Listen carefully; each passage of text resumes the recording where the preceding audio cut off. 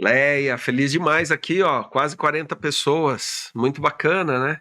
São temas. As pessoas podem interagir aqui no chat, deixa eu dar uma olhada lá no LinkedIn, deixa eu dar uma olhada aqui no Facebook, mas se as pessoas quiserem interagir depois, a gente olha e responde. Leia, vamos nas 5 dicas? Acho que a gente falou muita coisa legal aqui, eu vi que você anotou bastante coisa, dá pra gente fazer um mutirão de dicas aí.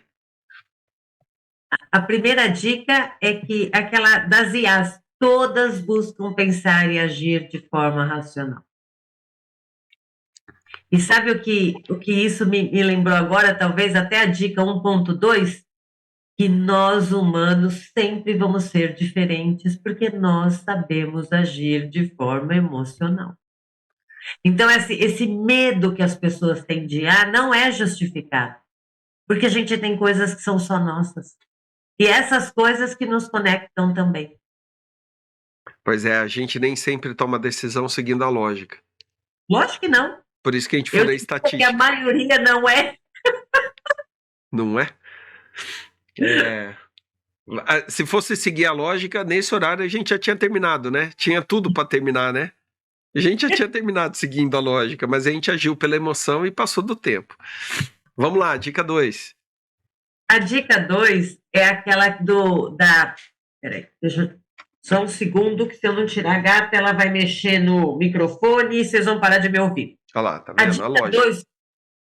Oi? É a lógica. Você viu? A dica 2 foi aquela questão das ciências, né? Que não é só ciência da computação, mas que eu tenho outras ciências. E o que me chamou a atenção é que a gente trouxe 7 ciências. E dessas 7, 3 são exatas, são números, são matemáticas. 4 é estudo de gente. Você vê? Então, e aí a gente fala assim, não, eu quero me dar bem na vida, eu preciso fazer ciência da computação, eu preciso estudar computação. Não, porque 4 é estudo de gente, para poder alimentar a máquina, para a máquina ser mais, ser mais fácil a gente lidar com ela, a gente tem menos resistência para lidar com ela. Porque, no fundo, a gente melhora a máquina para trabalhar com a gente. Tá vendo? É uma ferramenta. Se a gente entender assim, né? Eu vou ter medo da faca. Você falou isso num dos webinars, né? Mesma coisa, eu criei uma faca. A pessoa vai falar, nossa, ele tá pegando a faca na mesa e vai furar meu olho. Pode. Ok. Só que a faca não foi feita para isso, né? E a gente tá ali na mesa todo dia em perigo, porque se alguém se enfesa, briga, enfia a faca no outro e mata. Então eu tenho que encarar o lado positivo do que evitar, né? É um processo educativo, né? Eu enxergo isso de uma forma mais natural, né? E com isso as pessoas ficam cada vez mais empoderadas, porque na época que se criou não só o fogo, que é uma técnica, como também a faca, as pessoas que tinham isso eram mais empoderadas, né? Elas tinham um poder natural de usar uma ferramenta, né? E a inteligência artificial é mais uma ferramenta que está vindo somar aqui no nosso cinto de utilidades aqui. E isso me faz lembrar que como a faca, ela não é boa nem má. A pessoa que usa ela é boa ou má. A mesma coisa acontece com a inteligência artificial. A inteligência artificial não é boa ou má. Agora, eu posso usar a inteligência artificial com uns fins maléficos, né? E fazer o mal usando a inteligência artificial. Mas aí eu não posso culpar a inteligência artificial. Eu tenho que culpar a máquina humana que estava por trás da máquina artificial e que coordenou o uso do mal. Léa, você sabe que depois que a gente falou de faca, eu recebi umas três publicações e divulgações das propagandas da década de 90 das facas Guinso, que cortavam as meias vivarinas, e aí que eram as indestrutíveis, né? A gente tem que parar de falar de faca aí, porque a inteligência artificial juntou a minha idade com a faca e trouxe facas Guinso, 7 facas, né, que corta tudo. Vamos lá. Nós vamos falar facas guinços para a geração da Raquel, eles não vão ter nem ideia do que a gente Pesquisa, vai lá, fala pra IA lá, facas guinso, vai lá ver o japonês cortando cano de aço. Eu recebi mesmo, cortando cano de aço e logo na sequência uma folha de papel, assim, né, que ela não perde o corte. Então, assim, era muito legal.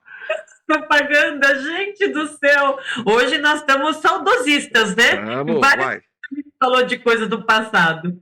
Muito bom. Então, próxima dica, querido. Essa eu acho que ela é sempre importante da gente reforçar. O elo de processos, pessoas e tecnologias. Entendeu? Pessoas ligadas diretamente à tecnologia O caos automatizado, é o que a gente fala. entendeu? Eu faço meleca rápido. Entendeu? Eu faço meleca muito rápido porque eu não sei o que eu tenho que fazer, eu não sei o que precisa ser feito.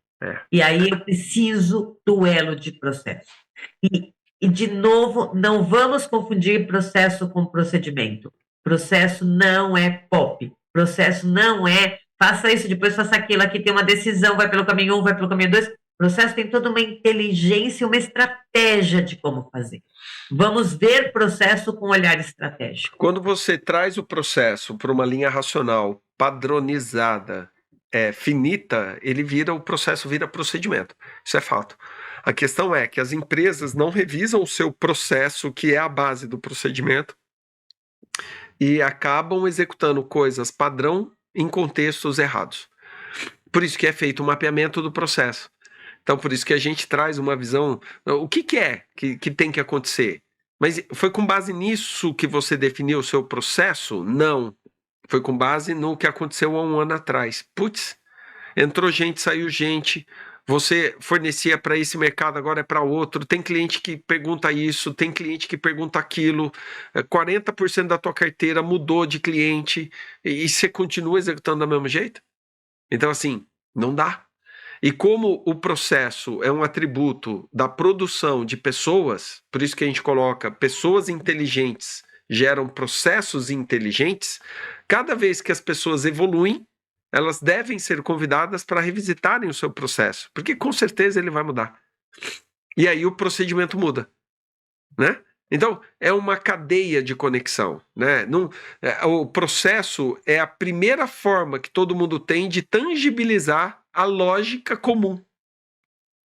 Se eu penso de um jeito, você de outro, eu faço de um jeito, você de outro, vamos sentar e achar uma lógica comum e a gente documenta. É o primeiro passo do processo, é a conexão da lógica comum de pessoas diferentes dentro de uma mesma estrutura para entregar uma única coisa. É simples. Raquel, pede para a Samantha recortar isso e colocar na rede social, porque ficou fantástico. Marca o tempo aí. Excelente. Quarta dica, Leia. Próxima dica? Próxima dica tem a ver com isso, com um pouco disso que você falou, que a gente estava comentando, de pessoas individuais que querem coisas individuais. E a questão toda da discussão que a gente fez do cliente. O nosso cliente hoje é cada vez mais exigente, sim, nós somos cada vez mais exigentes. E nós queremos coisas totalmente customizadas ao que a gente quer. E essa nova demanda do meu cliente vai impulsionar uma nova forma de lidar com tudo isso dentro da organização. Então, a gente precisa de diferenciais para poder atender o cliente da forma diferencial que ele pede. E a tecnologia, especialmente a inteligência artificial, é um grande aliado nisso. Eu não vou conseguir trazer o Lucas, que participou do Reinvente-se Gente na terça-feira, mas eu postei na terça-feira uma frase que eu achei fantástica, que eu aprendi com ele, que é: paladar não retrocede. A partir do momento que o cliente teve uma degustação melhor, ele não retrocede. O paladar não volta atrás. Você até pode acostumar com um paladar ruim que você sempre teve, mas você já teve uma experiência melhor do que na primeira oportunidade você vai atrás do melhor. Então, e a outra coisa é que é fantástica a visão que ele trouxe com o Customer Experience do CX, que é o concorrente teu não é mais a empresa do mesmo segmento. O teu concorrente são todos aqueles que interagem com o teu cliente. Desde a padaria de esquina até a montadora de automóvel ou a concessionária que vai vender o carro. Porque se na padaria de esquina ele tem uma experiência de ser informado quando o pãozinho quente sai, de todo dia perguntar para ele se ele quer ou não aquela comida que agrada a ele, e chega na concessionária, eu não tenho essa mesma experiência, não importa se eu estou vendendo um pãozinho ou um carro. A forma de se comunicar e interagir é o que vai ditar a regra do jogo. E o que está por trás disso é análise preditiva, variáveis.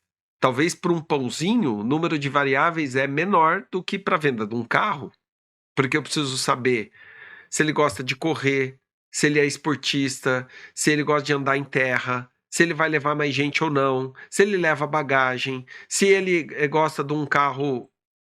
Se Hã? ele tem, se ele tem família, Você o uso do entendeu? carro muda completamente quando nasce o filho. É muito a perspectiva de vida dele, se ele é um cara aventureiro, se ele o número de variáveis para você chegar na mesma conclusão de um simples pãozinho quente é enorme. Agora, se a pessoa que está lá vendendo o carro não usar da inteligência artificial, das análises preditivas, das concatenações das variáveis para poder rapidamente, assim como o rapaz da padaria sabe o pãozinho, ele perdeu o timing. Ele perdeu a vez. E quem dita isso é o cliente. É a experiência do cliente.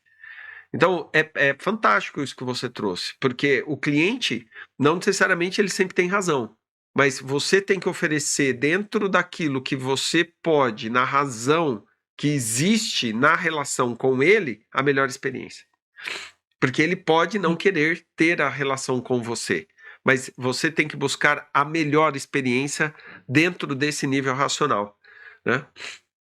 Isso. E você falou bem dessa parte do relacionamento, da venda, de tudo mais, mas essa nova visão, essa nova forma de pensar, ela vai seguir para a produção, que foi a discussão que a gente fez de chão de fábrica, vai seguir para entrega, vai seguir para todos os elos dentro da organização.